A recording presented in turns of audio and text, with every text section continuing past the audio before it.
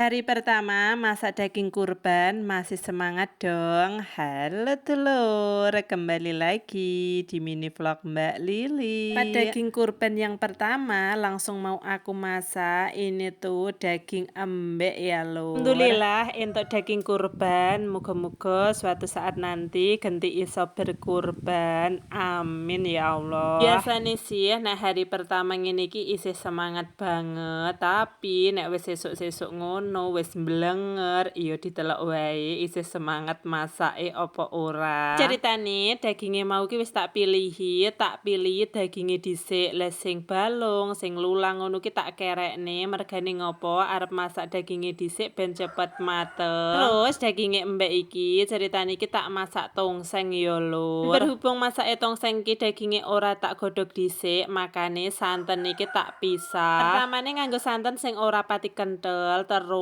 nek wis empuk daginge tak tambahi santen sing kenthel ngono ya lur, ben rasane iki tambah enak. Dan berhubung daginge embek ki ya wis empuk, dadi langsung wae meh tak tambahi tomat karo kubis. Yakin masak daging kurban sing pertama kali ngene iki rasane enak banget, sing masak yo isih semangat-semangate, beda nek karo sesuk-sesuk wis mblenger ya lur. Mulai masak iki jam setengah 10, terus iki jam 11 awan, masakanku ya wis mateng. Ini tuh alasan aku masake sing daging dhisik ben cepet mateng, mergane aku duwe tukang ya lur. Berhubung iki ki ya wis awan, wis wayahe maem, dadi langsung wae meh tak siap nih.